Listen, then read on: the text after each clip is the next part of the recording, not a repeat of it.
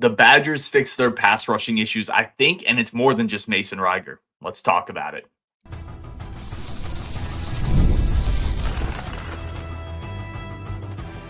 You are Locked On Badgers, your daily podcast on the Wisconsin Badgers.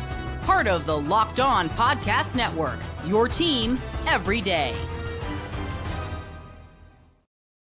Yes, welcome to Locked On Badgers. Thank you for being here. Thank you for being a part of this community. Coming still kind of buzzing after watching practice. I really appreciate all the everydayers out there. I'm your host, Ryan Herring. Today's episode, we are talking about three things I feel confident on after watching practice. Stock up player at each position, plus some young players that are stepping up. We have a loaded show for you today. If you're with us, drop a comment in the comments section. Let us know that you're here. Let us know if you have any questions. As always, really do appreciate every single one of you. Let's start here.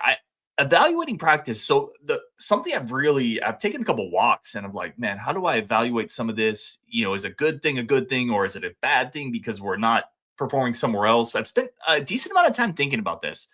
How do you evaluate practice and what can you actually take away from it? So here's where I'm at.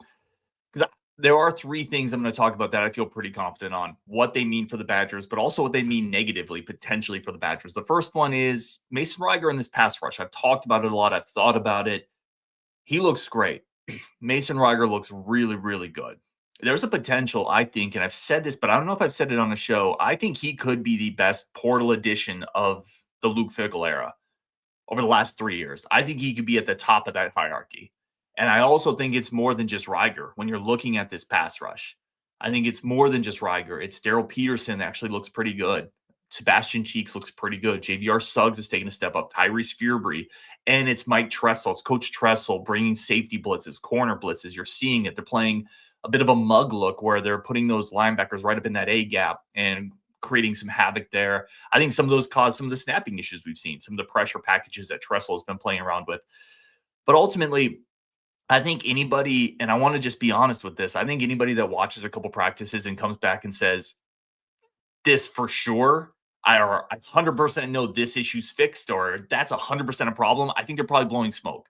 I think. I just don't think you can look at 3 or 4 practices and walk away and say, this is 100% a fact. This player is absolutely going to do this, or this unit's going to do that. I don't know if that's possible, but what I can tell you are things that I consistently saw and things that I feel differently about now after watching practice. And I think that's fair because I'm not going to blow smoke. I'm not going to come here and tell you something that I would call a fact. That's not going to be a fact after 3 practices. I'm not smart enough to do that. Okay, I'm not. Now, maybe the other people are. I'm sure there are other people that are. I'm not. But I can tell you what I consistently saw. And the first one is, again, the pass rush. I think Reiger is really good. He was giving people fits, great off the snap, but multi-dimensional pass rusher. He showed the ability to cut inside as well. When he was setting some of those tackles up for wide steps, kick steps, he would slash inside, swim move, and disrupt in that way. He has a lot to his bag. He's well-built, compact, explosive off the line of scrimmage, but also the ability to get inside or outside a tackle. I think he's legit.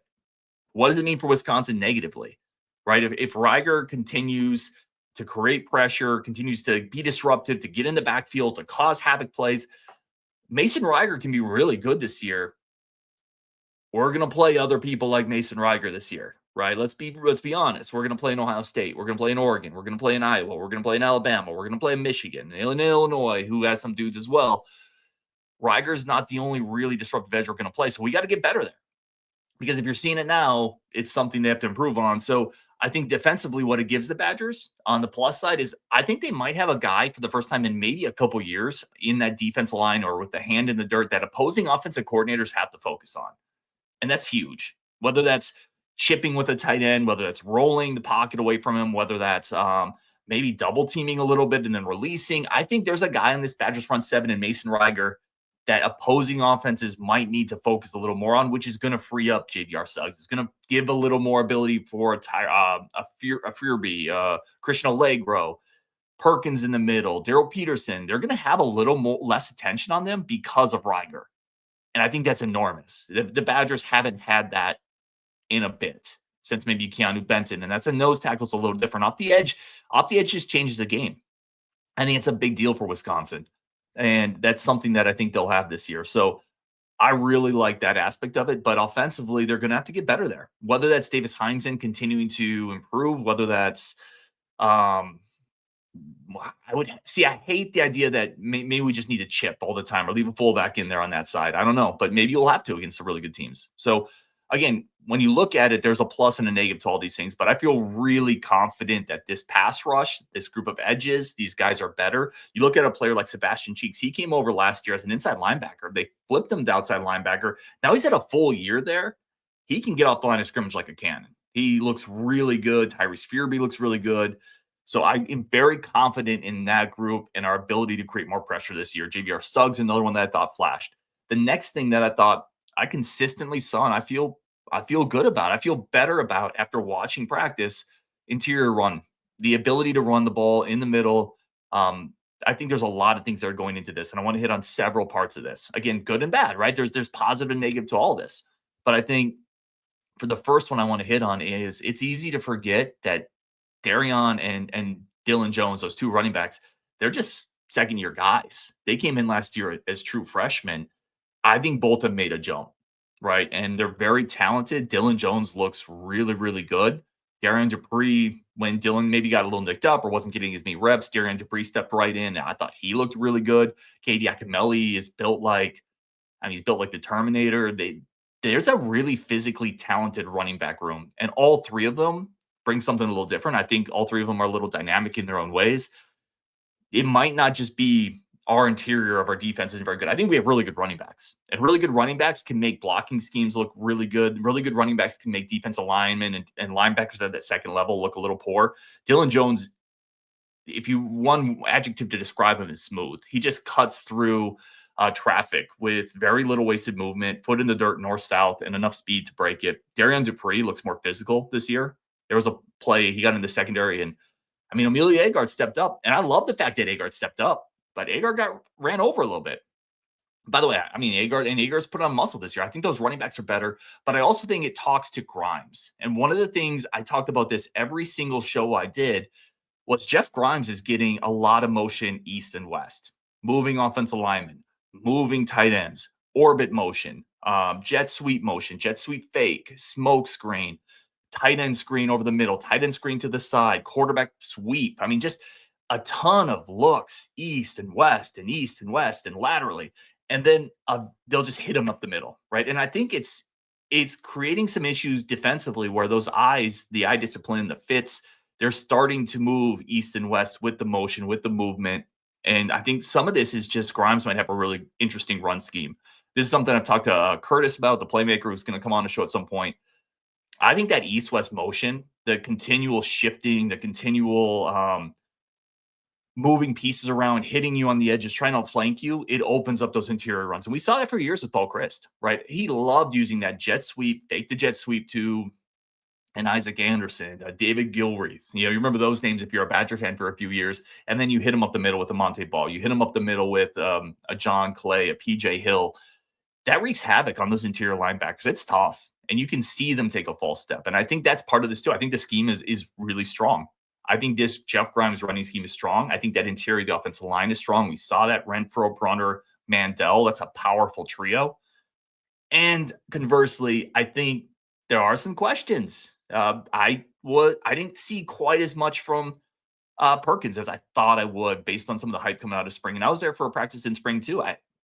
He didn't look quite as stout maybe. And it's not just him, right? Jamel Howard's on the inside, JVR Suggs, Daryl Peterson had some reps at tackle. You have Allegro and Tackett behind them. So it's a combination of things. I think there's a lot of reasons to be excited about this interior run game and why it'll translate. Those running backs, the interior offensive line, Jeff Grimes. I also kind of wonder if we're not quite as stout as we hope to be right now in that interior of the defensive line. So some good and some bad, right? Like everything. And again, I'm going to be honest with you. It's hard to interpret exactly what the ground truth is there, which, ground truth is a military term for like, what's the actual truth? And some of this, we just have to wait to see. But coming out of practice, I absolutely feel better about those edges, those defensive ends, Reiger, Peterson, Cheeks, Fearby, and I definitely feel better about that interior run game. All right, we're going to take a second here, come back. And I'm going to tell you the next thing I feel really good about after watching this team in practice. And then we'll get to your comments next. A bunch coming up, Locked On Badgers. But first, a quick second for our friends of the show. And as always, a quick second to say thank you for tuning into Locked On Badgers. Today's episode brought to you by our incredible friends over at Monarch Money. Monarch Money is incredible. If you want to be a little bit better at managing your money, figuring out where some of it's going, use Monarch Money. It's something I use. My wife and I use it. It is visual for people like me that like to see graphs and charts where your money's going, but it also is data intensive for those nerds out there that want all the data, every account that you want to add, credit cards, mortgages, car loans, investment accounts, bank accounts. You can bring it all into one dashboard. You don't have to log into 17 tabs anymore. Remember a bunch of different passwords and logins and websites. You can bring it all together and easily, without stress, track where your money is, where it's going, set goals, be collaborative. I absolutely love it. Right now, take control of your finances with Monarch Money. Use code LOCKDOWNCollege at monarchmoney.com for 50% off your first year. That's monarchmoney.com, code LOCKDOWNCollege for half off your first year. It's something I use. I think it's something a lot of people would find a lot of value for. All right, let's get into the next one here and continue talking about practice. Again, really appreciate everybody tuning in to Locked On Badgers. Having a bit of a tech thing here, but there we go. All right, and by the way, a lot of people in chat. Appreciate everybody coming in here. Let's get a couple comments in here. The dairy raid. What I love about Grimes' scheme is the eye candy. A ton of variations on the same play. Ways over plays. There is so much variation, and Coach Anderson would know it better than I would. But it's just even down to pre-snap motioning offensive tackles. And you can see on the defensive line some of the shifting that happens with that. There's bunch formations, you're getting both backs in the backfield, motioning out Aker into the slot, and then kind of running a screen behind him using Tretch and orbit motion, quarterback sweep, and then a direct snap to Dupree with a fake going the other way. One of their big plays was Grover Bortolotti. Grover Bortolotti, a backup running back, took a 60-yard run. But off of that play, it was really just a power toss. It was a sweep. But in that same time, they had the receiver on that strong side of the field running orbit motion behind them. So I think you had a safety and a corner kind of flowing with that receiver, and then they hit him backside with the sweep.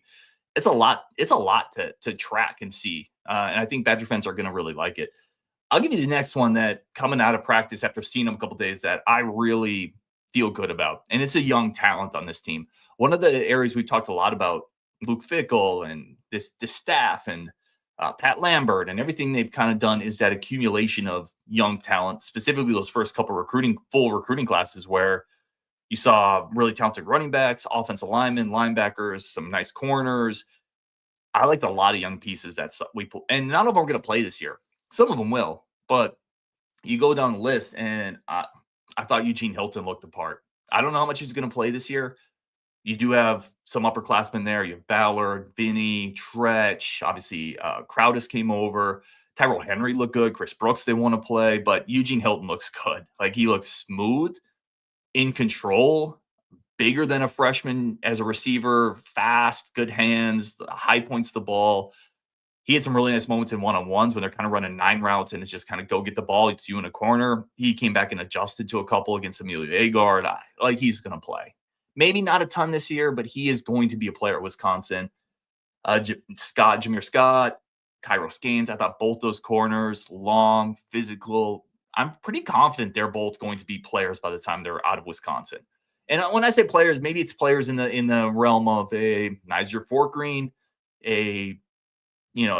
but solid Big Ten cornerbacks. I think they're both going to be that. I liked how they both looked. They both competed. And they might need one of them this year, by the way. I think they probably will. A couple more. Emmett Bork. Not going to play a lot this year, but man, I would file him away. He's big. And when you watch him block, he can move people. He's pretty athletic. Emmett Bork is a guy the staff is really high on. Dylan Jones, Darian Dupree, I've talked about too, but they're still young. Those are young running backs that I think are going to play really well this year. Xavier Ponu, watching him in some one-on-ones, he lost a couple too, make no mistake, but he's a true freshman. He physically was able to sit down and anchor a couple times, control again, especially when they're playing some threes against threes. He had a couple moments where he could control the line of scrimmage, and you could kind of dream on in a year or two. Maybe that's your zero tech, the guy that you just line up over the center and help control that interior and offensive line. It's really hard to find a really good zero tech, so I don't want to put that on him. Keanu Benton's are rare, and it seems like Georgia and Alabama and Florida always get 2 or 3 of them, and no one else in college football gets any. Michigan too. He's interesting. I thought Ukpona looked good. Samuel Leteju, couple moments, man. You talk about a guy you can dream on. He looks fluid. They dropped him in coverage a couple times. Again, just watching him. He was a guy that I had on the show. I really liked talking to him. I talked to his head coach, so I was kind of looking for him. I'm going to be honest. I'm kind of biased to people I've been able to have on the show and talk to just because I know their story a little bit more. He looks good. He's going to put on weight, big frame. Not going to play this year, but in a couple years, I think Leteju could be a real player for this team. Posa and Coop, the 2 inside linebackers. Cooper Catalano's been talked about a lot, right? Coop has been talked about a lot. He looked great. You know what he reminds me of a little bit? And he's not this guy. But number 44, inside linebacker, great instincts, scrapes down the line of scrimmage, disruptive. Who does that remind you of as a Wisconsin Badger fan? Who's another number 44 linebacker with great instincts that just makes plays all the field as soon as he steps onto practice? He's not Borland because nobody's Chris Borland, but some of those same things that made Borland great, I think Coop has. And then Posa, rangy, long. I mean, he looks a little bigger than I even thought he would be as a true freshman. He made some plays sideline to sideline, had a pick. I wasn't at that practice, but he looked really good. And I'll give you another one, Grant Dean at safety. I thought Grant Dean had some really nice moments as well. So that young talent, to me, it's coming. It's really, really coming. And I was pretty impressed by some of that. All right, we're going to go through. I'm going to do a stock up at every position, but let's get some of your comments. Phillips in the chat. Smo. We got Phillips saying you can't fully judge them off going against each other when they know their tendencies and schemes 100%. And again, that's where I'm never going to be. I'm not going to watch them practice and go back and say pass rush is fixed, offensive line's terrible, running backs are great, interior can't stop anybody. But I think you can watch practice and find a couple things that you consistently see over and over. And that's what I'm going to tell you. And then even then, I would say don't take that for gospel. Use that as data points. Read what other people are writing. Other really smart people are watching practice. Use your own eyes. Remember what you saw about the players.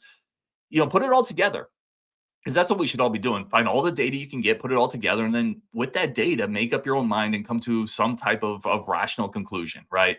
But don't take anything out of 3 practices that somebody tweets and says, somebody could tweet, Vinny Anthony looked great today. Yeah, it's tough, right? Vinny Anthony has looked great, but Rico's also won some of those battles too. So it's hard to evaluate in practice.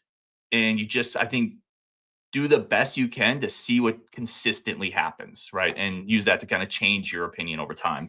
Rajiv, good friend of the show. Imagine what it'd be like to have a dynamic pass rusher that Who was our last truly dynamic pass rusher? That's a great question. Chat, who would you guys say is our last truly dynamic pass rusher? I mean, TJ Watt was incredible. Was he a dynamic pass rusher? It could be the Watts. Certainly we had some inside linebackers that had some really productive time getting to the quarterback. A Chris Orr, those guys were great. Erasmus James off the edge. I don't know. I mean, I think Reiger can end up being kind of in that category. And I'm sure I'm missing somebody off the top of my head. You guys let me know. Oh, Herbig. Yeah. Thank you, guys. Yeah, thank you. Nice job, Ryan. Yeah, Nick Herbig was literally like a couple years ago, and he was incredible. Good job, Ryan. Yeah, he was awesome. Rajiv says Watt. Yeah, I mean, there's some good ones there. Van Ginkel was really good. I don't know if he was a dynamic pass rusher. He was really good at just all around, but absolutely. Yeah, I think Reiger can give you some of that upperclassman Herbig type impact. I really do. And I don't want to oversell it, but all he did at every practice, I'm telling you, was dominate. All he did was stand out. He was the best player at every practice. And talking to some people who have seen every practice, they said, yeah, he's been the best player in camp. I mean, not just on defense. I think he's been the best player in camp. Again, him being healthy is a difference maker. And I think that's the fact that he was hurt and had injury questions is I think why he's at Wisconsin, right? If he had put up another healthy season, he might have gone off to the draft, or maybe a Bama plucks him, or an Oregon. But those type of schools don't necessarily have to take a chance on a guy that is coming up an injury risk, whereas Wisconsin was able to get him at a value because there was injury questions. It's kind of like picking up a baseball pitcher, a high upside baseball pitcher a year after Tommy John, right? And you're counting on him going back to that form. It looks like he's back to that form and then some. I think a massive pickup for the Badgers, quite frankly. All right, we're going to take a second for our friends of the show. We're going to come back. We're going to go stock up at every position. One player that I think after watching practice, I'm higher on, including a player I don't think anybody's talking about. That's coming up next, Locked On Badgers. But first, a quick second for our great friends of the show over at 5-Hour Energy.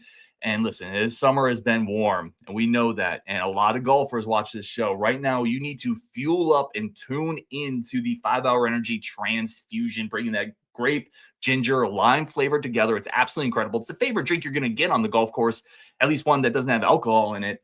And it's, listen, whether you're sinking birdies, chasing shots into the fairway, whatever it is, you need to fuel up because sometimes it can take some energy to golf. I've been there. I'm not a big golfer, but I usually wear down on the golf course, and I probably wouldn't if I had the Transfusion 5-Hour Energy.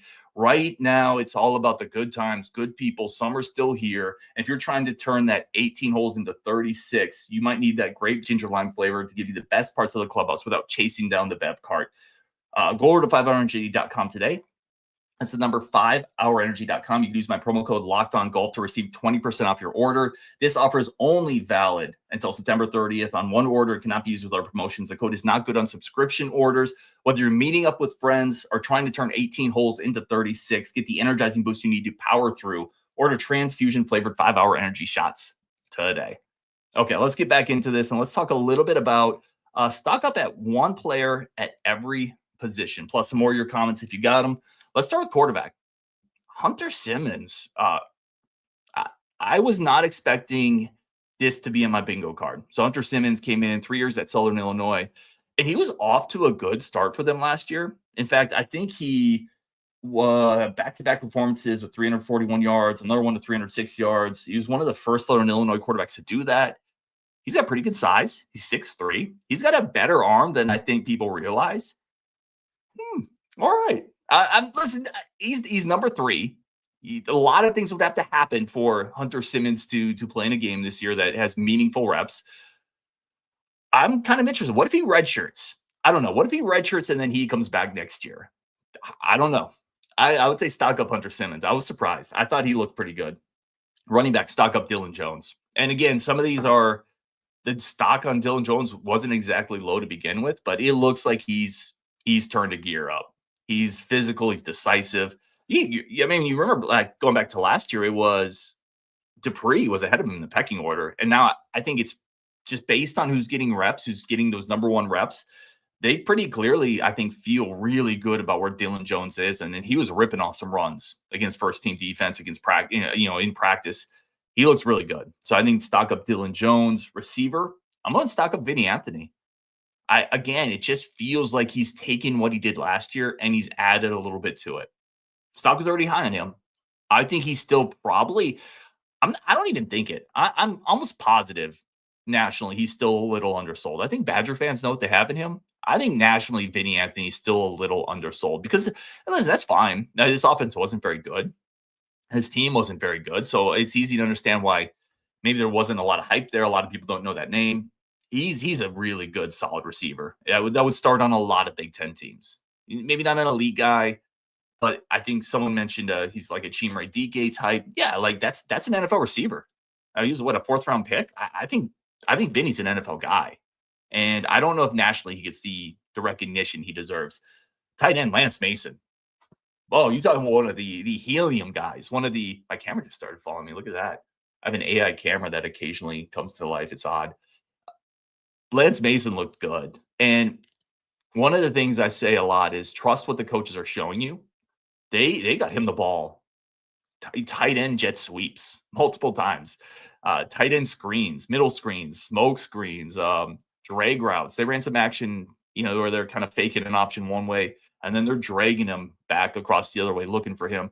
They look to get him the ball all 3 levels, deep, intermediate, short. He was in a lot.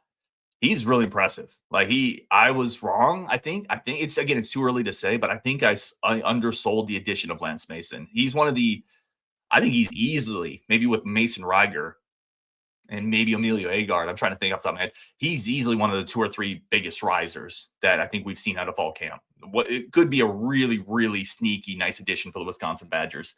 Honorable mention. I don't have an honorable mention at every spot, but there's a couple where I just felt like it was necessary. Emmett Borg. And some of this is just from talking to players and staff. Like I talked to Tucker Ashcraft. He just raves about Emmett Bork. You talk to Coach Letton, he kind of raves about Emmett Bork.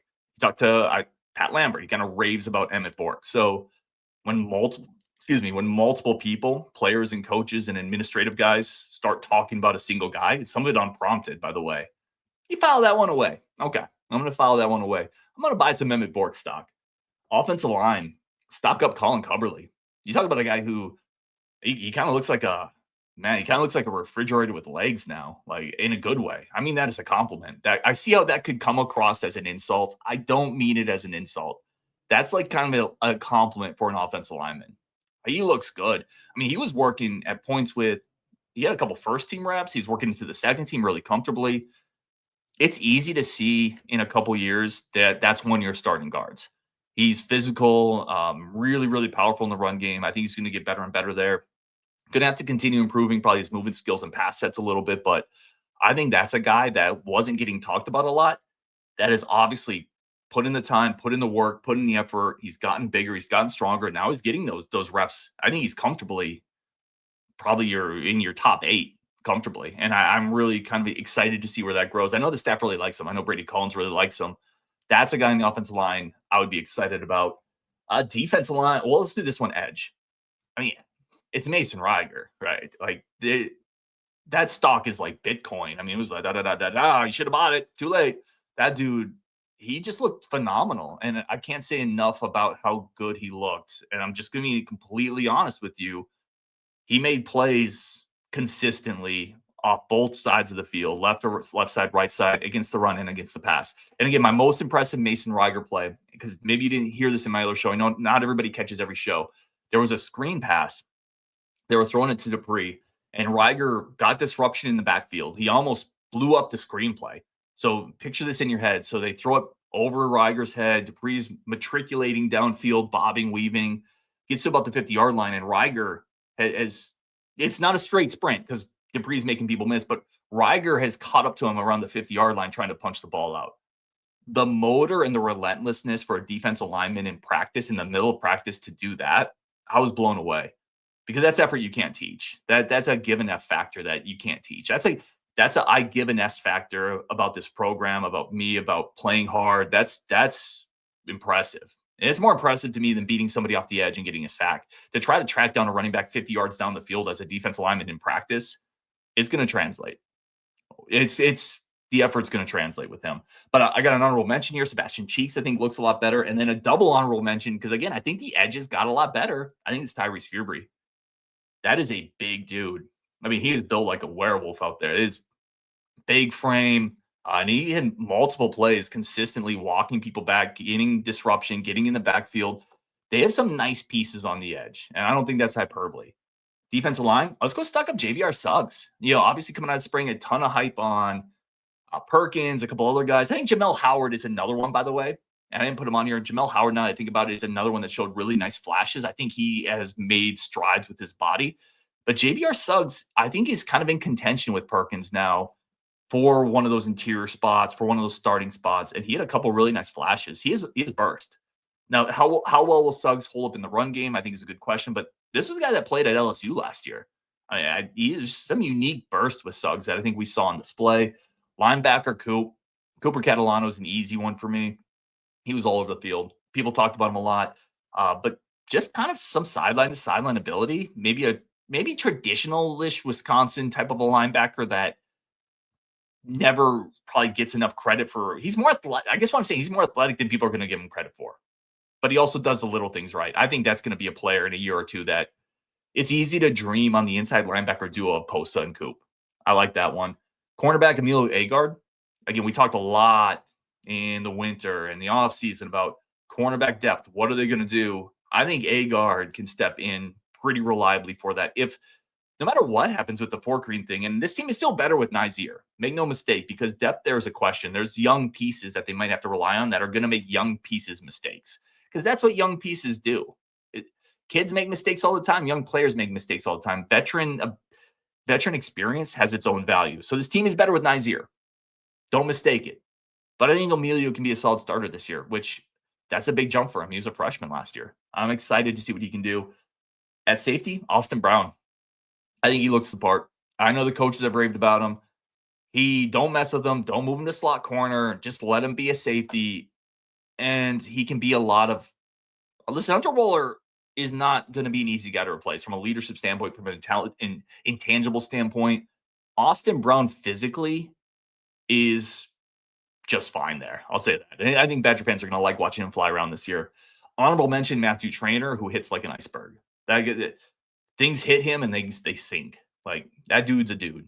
That he's going to have to be able to hold up in pass coverage, which I think he can, and he's going to have to avoid. He might get a couple penalties, right, with not purposeful targeting, not trying to hit people, but he plays on that kind of edge where there's going to be some moments this year where you might see some flags fly, but there's also going to be some moments this year where he comes up on 3rd and 4, he fills a run gap and he stones somebody. So I like him. I would say stock up Trainer as well.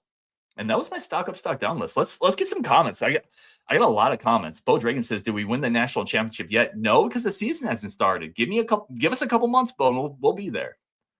Philip says, "The more camp goes on, the more bowl game feels very attainable." Yeah, I would be very disappointed if they don't make a bowl this year. I said this. I would have said the same thing last year. This team is better than last year. I'm confident in saying that. And last year was a 5-win team on the precipice of making a bowl against also a really tough schedule. I think it's a bowl game. I think it's a bowl team this year. I would pause. I don't know if I'd say this team is vastly better. I do think there's issues. I think we're potentially worse on the offensive line, for example. That's a big deal. I think there's some depth questions in spots. We got to see Billy Edwards do it during the season. I still think athletic secondaries. I'm going to do a show. I don't want to make this pessimistic because I'm going to do a show on some of my concerns too. But I do think athletic secondaries might give us some issues as well. So it's not a perfect team, but I do agree with you. I do think bowl games feels like it's attainable. Come more here. Torin says we've got sound. Yes. Thank you, Torin, for jumping in. I didn't start muted today. I'm so happy about that. Robert Swartzen, good friend of the show, says starting to become optimistic again. Charlie, any kickoff notes? Not really. To be honest, they do some place kicking, not much. They just don't do much, and they're not doing kickoffs. Like if we see kickoffs go out of bounds again, I'll lose my mind. But no, nothing really to discuss there. Philip says true freshman tight end room. We talked about Bork. Nizzy Davis is just a little kind of dinged up, so nothing to really report there on the other true freshman. Badger Pat, can't wait to see this offense mature. I agree.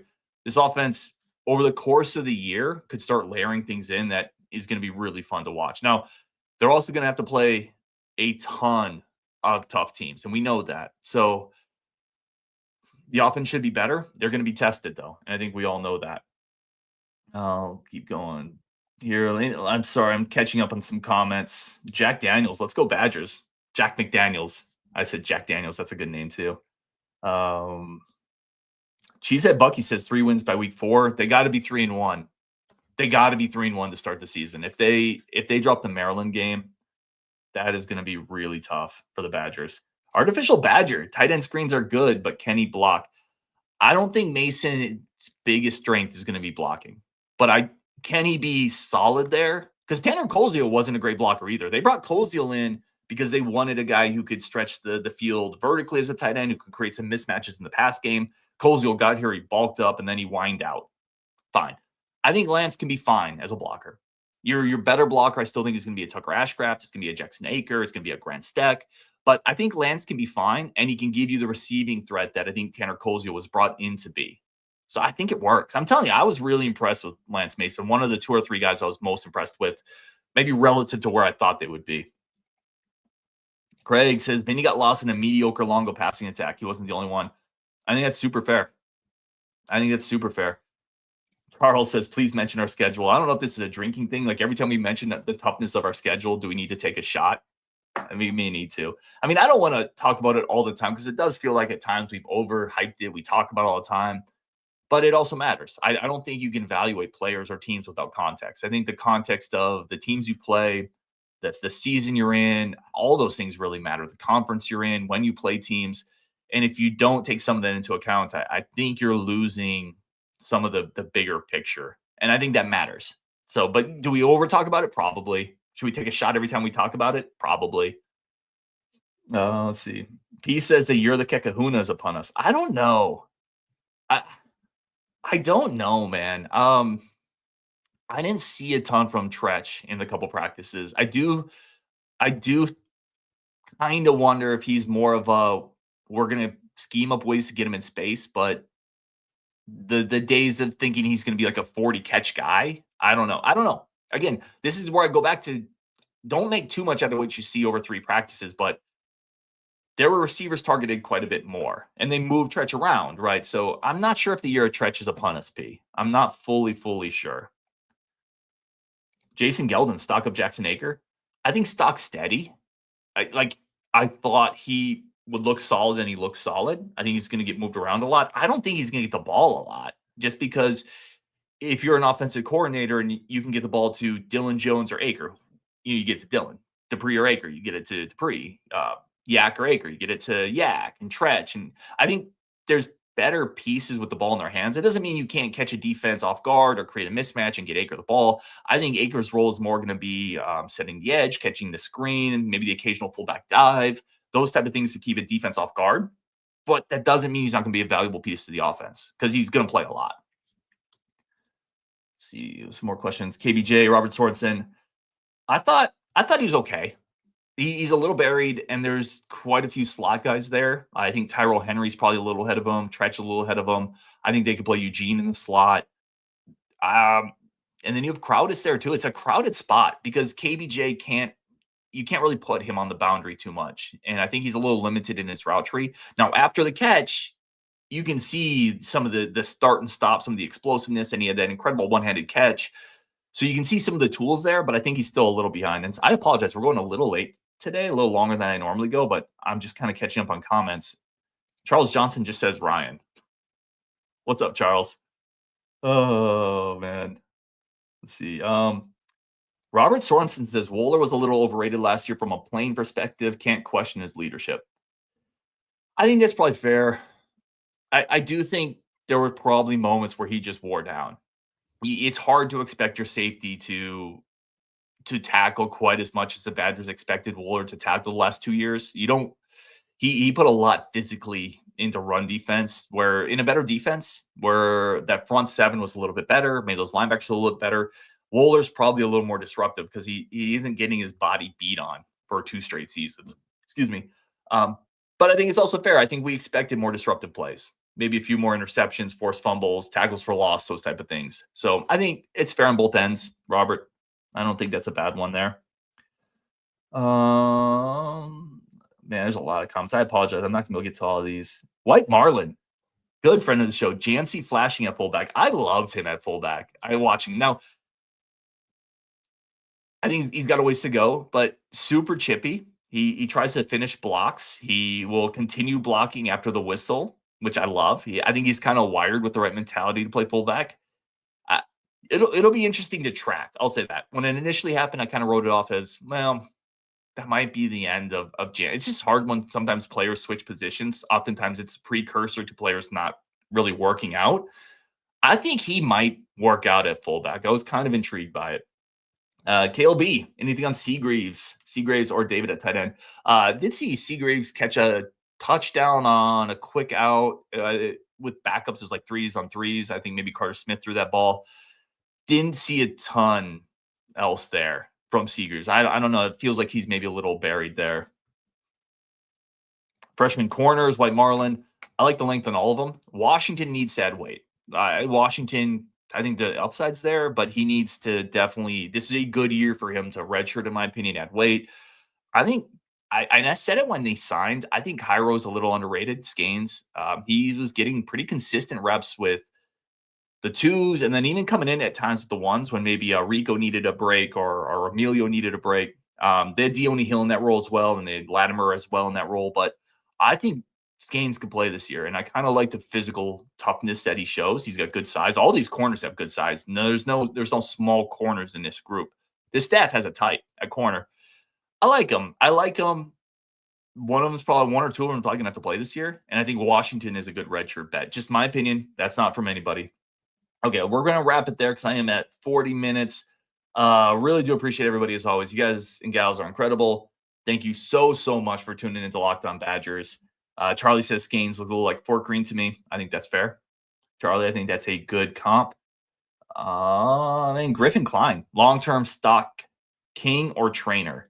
I liked Matthew Trainer a lot. I really like how he moves on the field. I think he's got kind of a Kamoila 2 build, but I think maybe a little more smoothness to him. I think he's really physical. The question for him will be how well does he move in space? Is he going to be able to hold up in coverage? But I think there's some upside with Matthew Trainer for sure. All right. On Wisconsin. Appreciate you guys so much. As always, thank you for tuning into Lockdown Badgers. When you're done here, go check out the portal with Brian Smith. He's all the latest transfer portal news, recruiting news, does like a ton of content over there. And from there, we will wrap this show up. Thank you, as always, for tuning into Lockdown Badgers. Really do appreciate you, and we will talk later.